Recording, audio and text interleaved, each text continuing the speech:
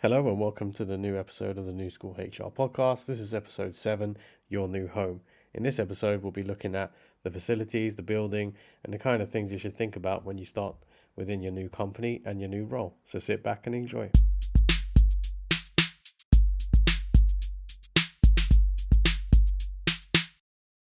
So as we continue this podcast and trying to understand how we're using the system, it turns out I completely wiped out part 1. So here we go. We're going to record it again. So part 1 of this episode was around site tours. So the reason I've highlighted this is because I think there's many different versions of the world that can be had. So I would suggest that you get tours from the following people: your HR lead, body person, because they're going to have one version of the world; your business-led tour by either the stakeholder you're working with, or one of the senior members of staff that you'll be supporting, to get a more in-depth historical view at things, because the HR turnover is probably more frequent than the management team, or at least part of the management team. So it's always worth having that. And the next thing is, if you can, the employee forum. So the reason I always try and get a tour by them is so that I can actually understand what some of the niggles are, what some of the issues are, because you're going to get it from the HR team, the nice, wonderful, beautiful world that you've joined. The business-led team is going to tell you everything that's wrong with the world, and then the employee forum would actually tell you the actual concerns, and you'll be looking at things around health and safety, you'll be looking at things around the actual facilities that are there, in terms of, are they modern, are they fit for purpose, do you have things for people who are disabled and stuff like that. So it's always very important that you take notes at this point. Take notes of the things that is highlighted to you, so you can actually use these in conversations where you have to, whether that's in a HR meeting, whether that's in a business-led meeting, because actually you'll find the environment is the biggest thing that people are concerned about, I think. If they got a query around pay or something like that, that's one thing, but people choose to work for a company. And actually, if you make the environment right, that's always a good start. Things like hot water and stuff like that. So making sure you get an appreciation of the area and the environment from every angle is good. And then I try and get employees to take me around places. So I would actually actively look for some sort of, I don't want to say difficult employee, but someone who maybe has an opinion and is a bit vocal, and just ask them to show me certain things. Just, where is it you guys go to hang out? Where is it that you think is a concern? Where is it you think we can do things better? Always worth getting that, and again, taking your notes. The next thing is, which I've labeled as the hiding area. So I don't care what anyone says, there are various hiding areas within a workplace where employees will either go for 10 minutes where no one's going to find them, or people are going to have difficult conversations away from site or away from CCTV or something like that. Peer to peer, I'm thinking, more as opposed to management to staff. So again, always good to understand your surroundings and where these kind of areas are. And I always try and say, make sure you visit every single area. Don't leave any door unturned. Sometimes you can look outside a building and think to yourself, where's that in the actual building? Where's the staircase to that? I've been in places. I actually went on a tour quite recently, and I noticed there was like another set of stairs. So I said, well, where's this set of stairs go? I said, there's nothing up there. Have you been up there? No. So how do you know there's nothing there, bruv? So it's always worth actually ensuring that you look through every single door, as you're about to find out when I edit this bit and join it up with the next bit. So that is the end of the recording at the beginning of the show. How cool is that? Back to the future and shit. So yes, I'm going to stop this here now. Somehow match it up. I'm going to keep this in, match it up to part 2, and then it's going to flow. This is a complete fuck up of a podcast, by the way. I've been using a new system, which I think I even talk about literally in 3 seconds when I edit this in. So apologies, it's a bit all over the shop, but bear with me. I'll probably go back to the original software I was using, because this is some spaceship shit and I don't know what's going on, and it's 11 o'clock and I can't be fucking bothered anymore. So I'm going to leave it here. I've covered point 1. The rest of it flows. There is a few more stops, so again, apologies, but enjoy the show.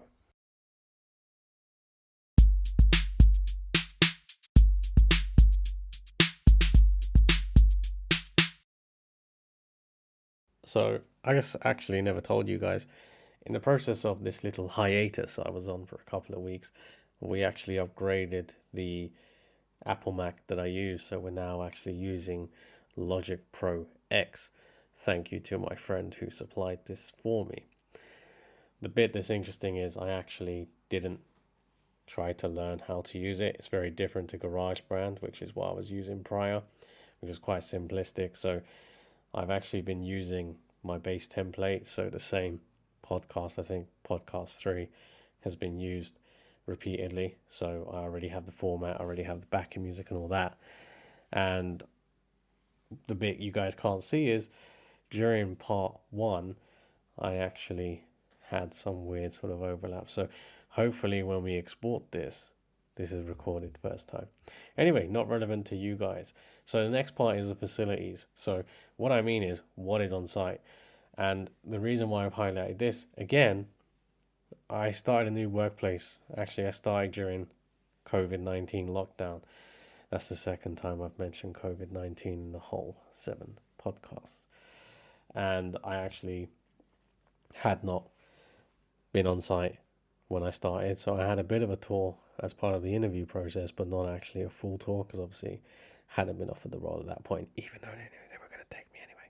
So the things I would look for, first of all, canteen. Now, a lot of places do have canteens. I didn't sort of pay much attention to this because the last place I worked for, most of our sites were quite small and definitely did not have canteens, but had sandwich vans, etc. around. So always good to know the canteen and find out what the canteen do, because my wife, as an example, and actually where I work now, again pre-COVID, that's the third time in the 7 podcast, used to do a brand of coffee that people would actually go through a drive-through to get through service stations. So that's quite cool at a knockoff price. I didn't even know that. I didn't know that these things existed. So always worth knowing, finding out who the provider are. I remember when I was at my first company, the retailer, turns out the fries used to come from another well-loved Golden Arches location. I can't just say McDonald's anyway. No one cares. McDonald's fries, come on people, for 40p. Everyone's excited. And if you're not, good on you with your £7 lunches. The next thing is the meeting rooms. Now, this is important because you need to know how you go about actually finding a space when you need to hold a meeting.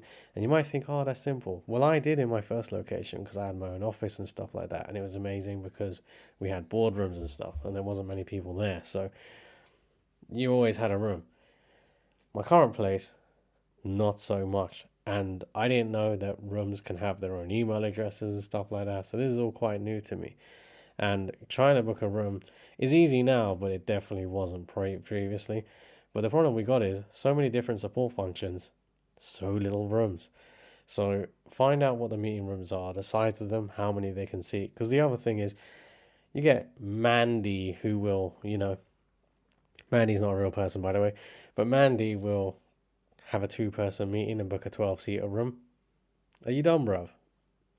Probably not a bruv. But anyway, do you know what I mean? Like, there's no need. Know your lane.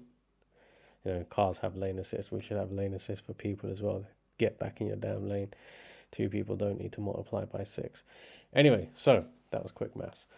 The point is, know the room, know the facilities inside the rooms. So again, don't make the mistake that I make, which is that every room has a screen, every room has a projector, every room has a USB connection. No, they don't. Or even better, does your laptop even have the connection anyway? Because the one I'm using now does not connect to a good 70% of the equipment that we have. So always worth bearing those things in mind, making sure that you have that. I mean, I don't know why companies don't just have a standard sort of meeting room dossier so you could just literally flick through. Maybe that's something I'll suggest and create and take credit for. And if you've already done it, well, why don't you share those things? Anyway, next thing is training rooms. There is a difference between meeting and training for me. Training rooms, I would have somewhere that is probably a bit more relaxed, a bit more open, not right by the sort of CEO's office and stuff like that. Nobody wants to give real answers if they're sitting right next door to the CEO. Think about these things. Next is, where do your trainers sit? So when I was at the retail company, the HR team sat in one office, which I also had a seat in, but we also had a training room as well, which had training files and stuff like that. Similar sort of thing to where I am today as well. So where do the trainers go and what do they keep where?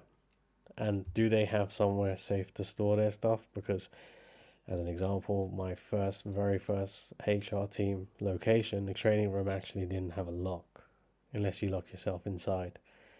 But then you couldn't unlock outside. So you just wouldn't do it. So always worth knowing. Oh, right. See, now we have the problem. 1 second. So, oops, I'm looking at eBay, looking at something that I want to get.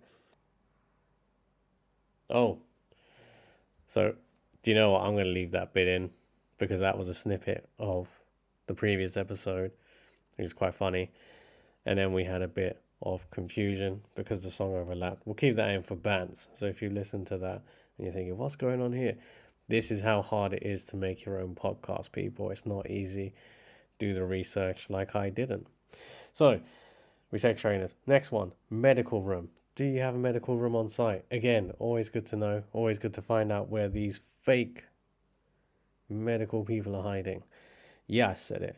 We all know that they happen. The accident prone, the I fainted, blah, blah, blah.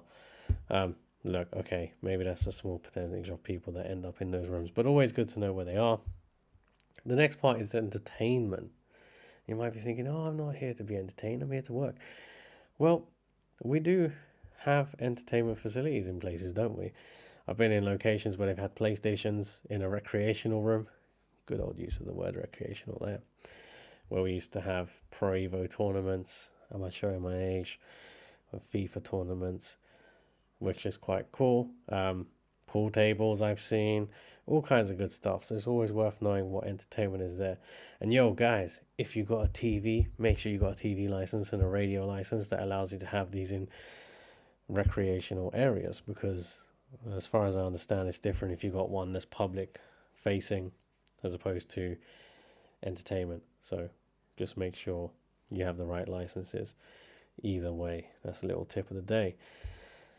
And then the next thing, the last thing is, well, I've put it as a facility. I don't know if it is.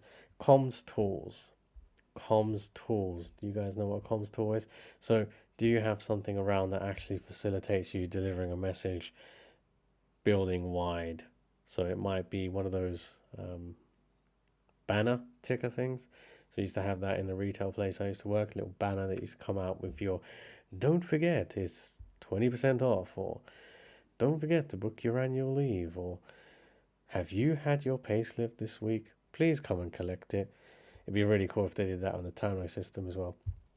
But comms tools, screens with rolling slides, just to make sure that everyone sees the same picture at least 475 times in their tea breaks. Always worth knowing what facilities are there and how you can communicate messages business wide. So that is the end of section 2.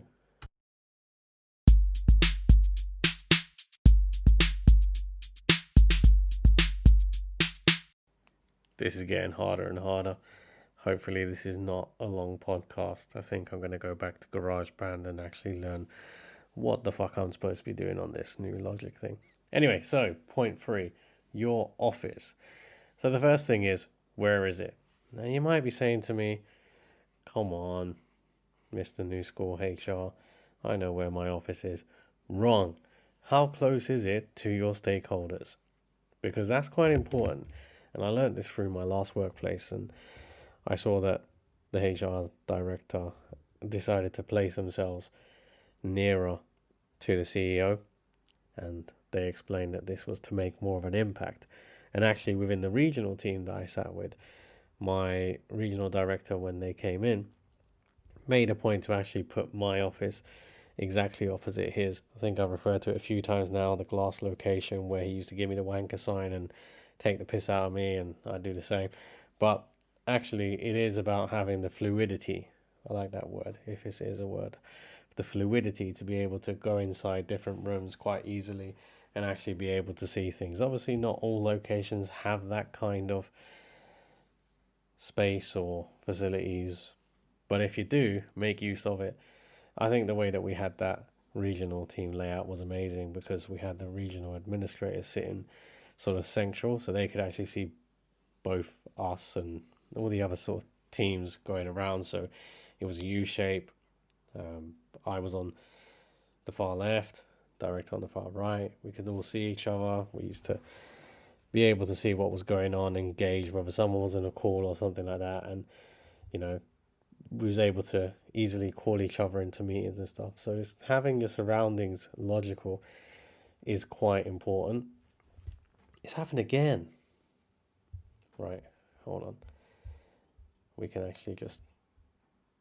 No, it's not allowing me to delete it. Why not? Okay, so let's pause. Okay, so I think I figured this out now. This shouldn't interrupt us. So anyway, what was I talking about?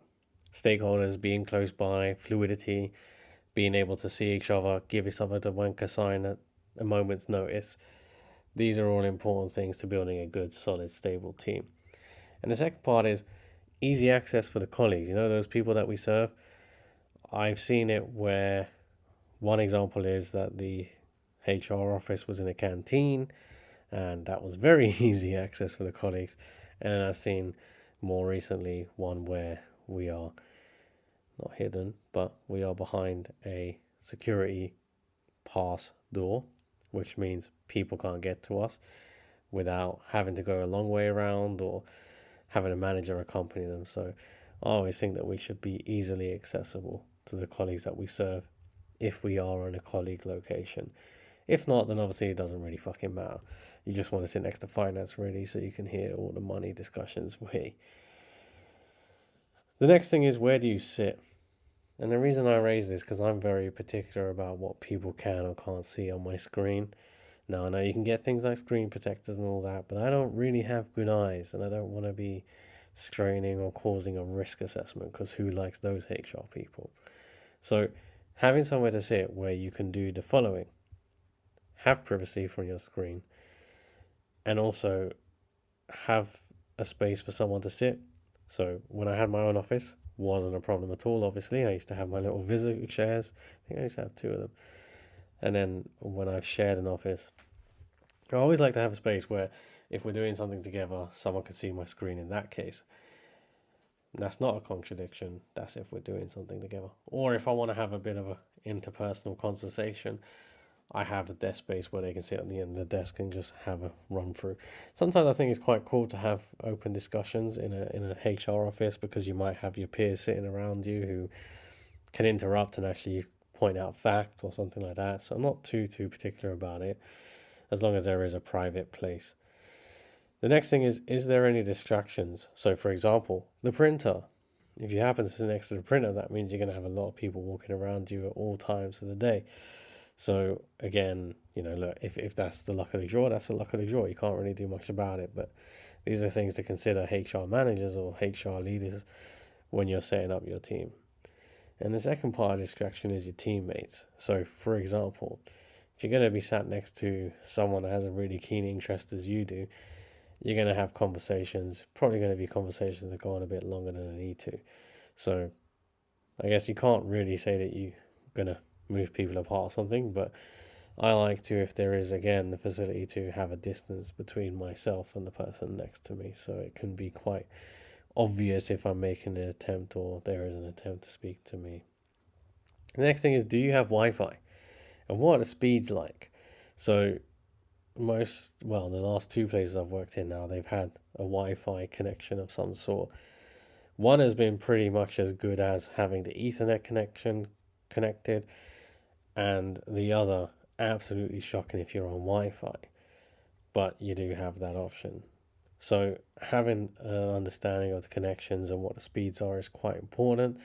You don't want to be taking 7 minutes to save a document. Not that that's ever happened to me. And then the last piece, which I touched on with the whole finance thing and listening in on conversations, is what departments are close by to where you're sitting. Always quite useful to know because, for example, where I am now, I'm quite close to some of the support functions, but not so close to others. And it does mean having to go on a little brisk walk to get there. So At least if you understand that, you know where you're going to. The next part, which I'm going to lump into this, is your actual desk.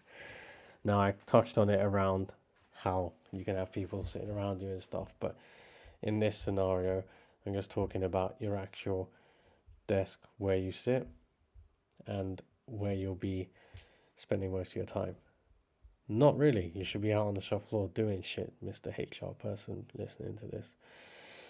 So the first thing is try and make your desk neat and as minimal as possible. So when I had my own office, there was literally just a monitor. That was it, and my little what do you call them? Laptop dock thing. That's literally all I had on my desk, and that is what I intend to do when I get my own desk where I am now. Ensure you have a clear tray policy. So, if you have an ink tray, you want to have it completed as quickly as possible if you're a HR assistant or a HR advisor or even a business partner. If you're getting stuff through, you want to turn it around quite quickly. So I would always stay until my tray was clear, even if that meant it was over my time. And then followed by a filing tray. Again, if filing is a thing, if it's a scan facility, then a scanning tray, whatever. Just make sure you have two differential things so you don't end up trying to repeat the work, as it can happen. The next thing is make sure you have a monitor. I definitely need monitors wherever I go, because I like having loads of access to whatever I'm doing in terms of workspace, being able to chuck things around. I'm quite fortunate at home. I have quite a large monitor, which means I can have like 7 different applications running or 7 different spreadsheets. Not 7, that's a lie. 4 different spreadsheets open, which gives you the fluidity, which sometimes in HR you need. If you want to show someone something quickly, you don't want to have to be knocking everything in the presentation. If you can actually just put it on the screen and share that. So I do a lot of the old turning the screen around when I have my own office and stuff like that. Doing a duplicate screen as well, so my little visitors can see on the big screen and I was controlling it on the laptop. Sometimes you don't want someone right up in your grill. The next thing is a lockable drawer. It's quite important, HR people, because there are going to be times when you're going to have stuff that you need to keep somewhere, so having that works. The next thing is a desk with enough space to keep working documents. So, if you've got a desk that is not so big, you're going to be cramped. Try and ensure that you have a desk, which means that when you're actually working, you've got space to spread things out, move things from left to right of your laptop. You might think I'm talking complete nonsense, but these things really do help what Apple call the workflow. I'm quite keen on that. Whiteboard. Again, if you've got an office or you're able to have something around you, a whiteboard can be quite handy. I like to just put topical things on there, which I'm working on. Obviously nothing discreet, but something there as prompts or aids. And when I'm doing stuff, when I had my own office, I would put the blinds down and map out stuff on that whiteboard. We'd have brain sessions. So it means that you don't actually have to use a meeting room. You can actually use your own office. And we all like taking pictures of whiteboards in 2020. I've touched on this one. Guest chair. That's if it's your own office, obviously. If you don't have your own office, you're not going to have a guest chair. You're just going to have to tell them to drag someone else's chair. And then the last thing is visibility of the door and who is coming. Now, you might think to yourself, why do I need that? Well, you do, because sometimes you might be doing some shit that you don't want people to see, or about someone who's about to walk through the door. So that is why I do that. That's the end of your environment.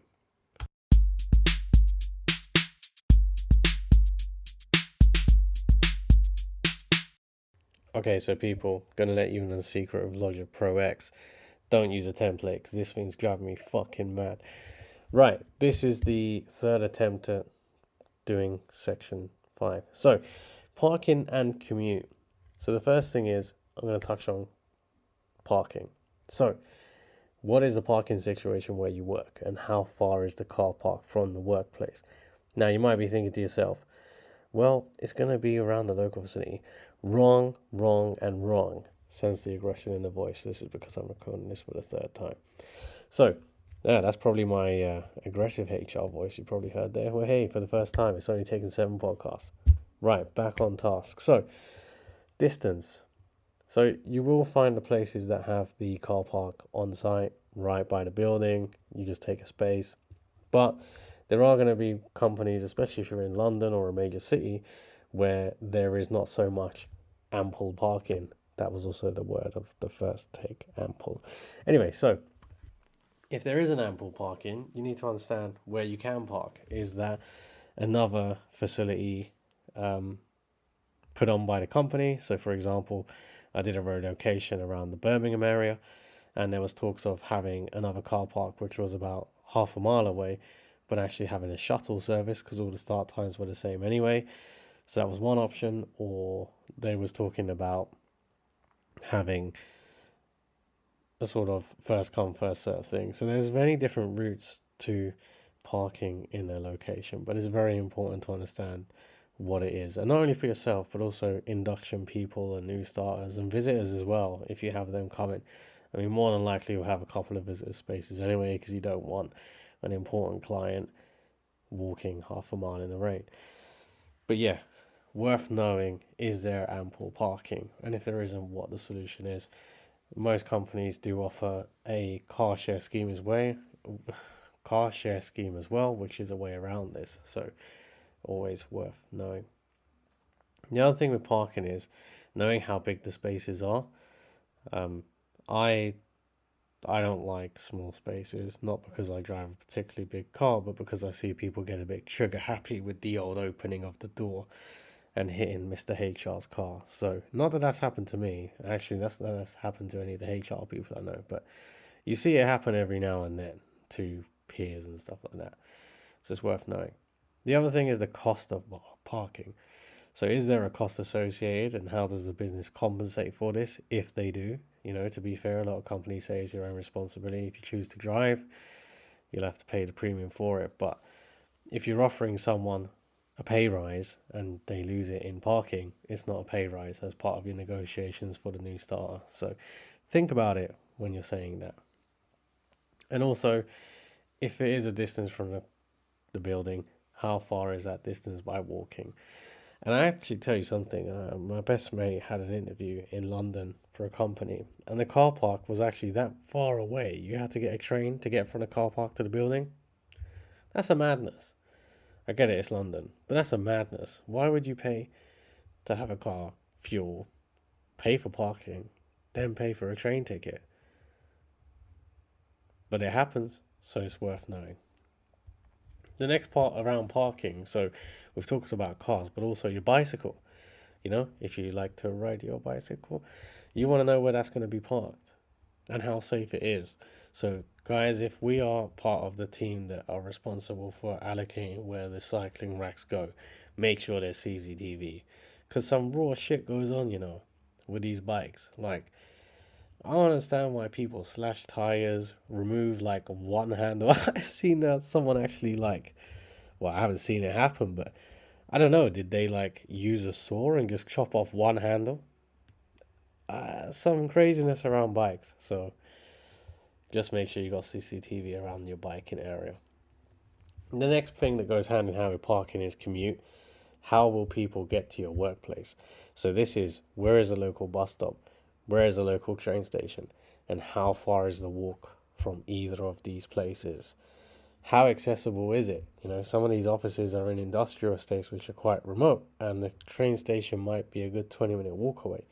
Again, if you're trying to appeal to someone, you need to know this kind of thing, because it might not be appealing to someone if they're walking a main road or something. That might be okay, but if they're in an industrial estate in the winter and it's cold and it's dark and you're asking them to start at 6 a.m. or finish at 10 p.m., you might not be too appealing. So understanding the local area in terms of how people are going to get to you and how safe it is, it's quite important as well. And also how much it's going to cost people again. One of the things I learned from a relocation is, we think that travel costs X amount, but we don't factor in where that person lives and how they might have to use different service providers, which actually incorporates 2 fees instead of 1. So again, it's worth understanding how people are going to get about, again, from a new starter point of view. So you want to be able to talk to people, you want to be able to tell them where to go. Again, with parking, if you've got a parking system or parking attendants, you want to be able to introduce them and get them set up before they start. So it's always worth having a hand in that kind of thing.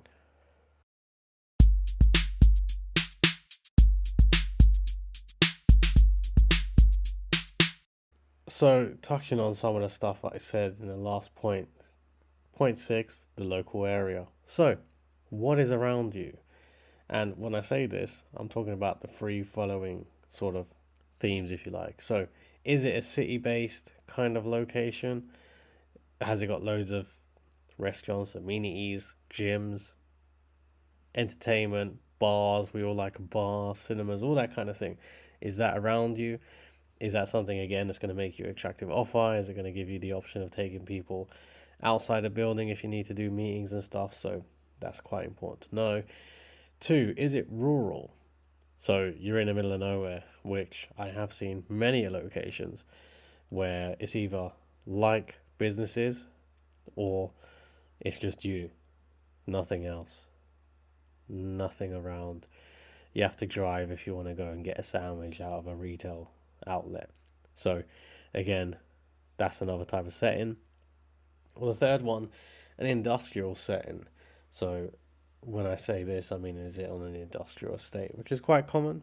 I've seen where I live locally, there's an industrial estate about 2 miles away, and there's loads of different head offices and stuff there, which I had no idea. And actually, unless you drive, again, you're not getting a sandwich or anything unless a sandwich man comes. So worth knowing where the sort of setting is. It's worth knowing before you even go for the interview, I guess. But again, understanding, like I said, with parking and stuff like that, what people's ease or non-ease of getting stuff may or may not be. The next thing is, well, I've actually touched on it. I've put, can you hold off-site meetings easily? So I've touched on that, but always good to know what is around you in terms of calling a meeting off-site. Usually you'd be looking at hotels, but in the past I've relied on other sort of locations. When I was working in London for one of the retailers, we might actually choose to take it completely off-site to another store or something like that. So having a view of what is around you in terms of your own actual facilities. Is there anything you can use nearby? Are there any competitors nearby? So if you're on a trading estate, as an example, I've seen it where you're literally competitor next door on the other side, and yeah, people literally just walk into one, walk into the other, price match and stuff like that. So having an understanding of what competition is around you is quite important. Also knowing the local charities. So when you're looking at your corporate social responsibility, you want to have an understanding of what charities are around, or what kind of initiatives or youth work or all these kind of good stuff. What is around and what are you able to get involved with? It might be that there's already something in place if you've got things like charity years or something like that. Always worth knowing what's nearby and also how you can actually get the company name out there. So I do like that as well. Local bodies and interactions with businesses. So local MP, any sort of local transport officers if you're dealing with a transport team, recruitment agencies, these kind of things. Again, having an understanding of what is around you and what you can lean into, as well as local educational institutes such as colleges or universities. Again, if you're looking to have a graduate program, you probably want to team up with someone. If you're looking to get people for apprenticeship, it might be that you target college students. So having an awareness of what these kind of places specialize in and how they can actually support your business go forward is quite key as well. That's all I've kind of put for the local area. I think there's not too much detail to go into on that, but it is about understanding what is there and how you can use that to your advantage.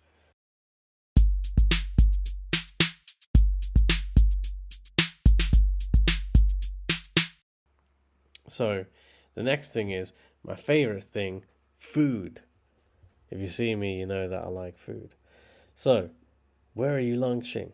This is an important question. We've touched on, is there a canteen?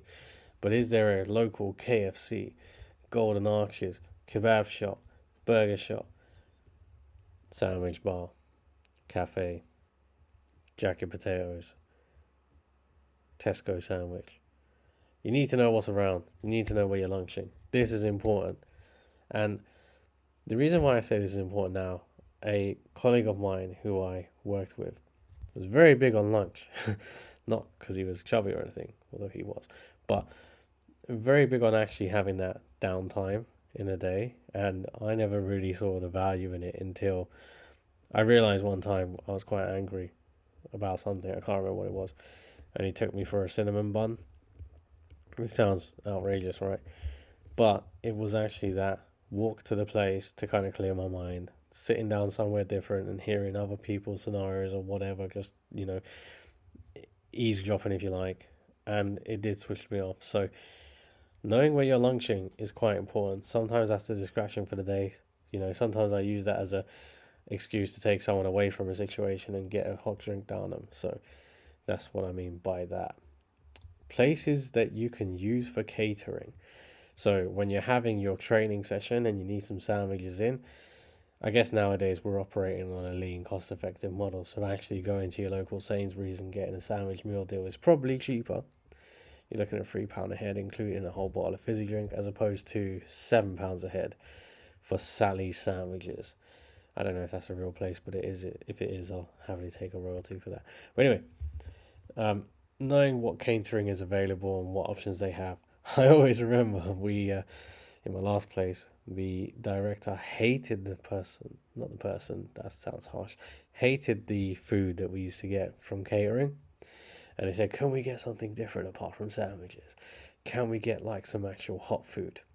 And the hot food was like shepherd's pie, chicken curry, noodles. And it was just like, no. So we ended up with sandwiches anyway. But yeah, understanding what they do. The next thing is services for events. So again, a bit like catering, but if you're having something specific like a dinner, you might want to get a service where they actually do the whole serving of the food and setting up the event and all that stuff. So it's worth knowing what is available in terms of that. I haven't come across more than one, and yeah, that was amazing service, but you paid a lot of money, so you probably only do it if you're having like a 40-year long service award dinner or something like that, or you're doing employee, I don't know, but if you need to understand what's there. Next thing is, where does good pizza? And the reason I say this is when you're doing after hours, everyone loves a good pizza, right? And Domino's is not the best. I don't care what anyone says. Little independent place, that's what you need to find. But yeah, it is important stuff. Again, if you're doing things like stock take and you're doing late night because you're doing some pre-work for something, we know about those pre-audit works. Get those pizzas in. You need to know where does good pizza. Next thing is places you can use as a reward. So again, along the similar theme of the events piece, I guess, somewhere you can actually take people for a celebrationary dinner or a drink or something. You need to know where is the right level. Sometimes you want to take someone for a greasy cafe breakfast to just kind of give them a chins up approach. And sometimes you want to take someone for a nice steak. So it's worth knowing. Not so much as HR people. I think that was more the previous company I worked at. We had to think about golf courses. Next thing is client-friendly locations. Not the titty bar. Not the titty bar. But again, somewhere where you could take a client that is safe. You're not going to get some sort of stupid service, or you're going to be able to talk to them properly and whatever. So you need somewhere where you can freely use and not worry about your own sort of employees walking in or competition and stuff like that. And there are such places. With the HR team where I used to work, we had one particular CAF, whereas all the business managers and all that used to go to a different one. Not because we were snobbish or anything, it was just that's the way it was. We knew that not a lot of people went to that one because it was a little further away. So we used to use those for sort of welfare visits and stuff like that. And the next thing is, the last thing in this, where can you pick up dinner on the way home? Because when you've stayed behind until 11 o'clock and your wife says, don't bother coming in, yes, you're having dinner, you need to know where you can find that relevant dinner that's going to get you out of trouble in that instance, which is probably not really a thing, but yeah, there we go. So, worth knowing.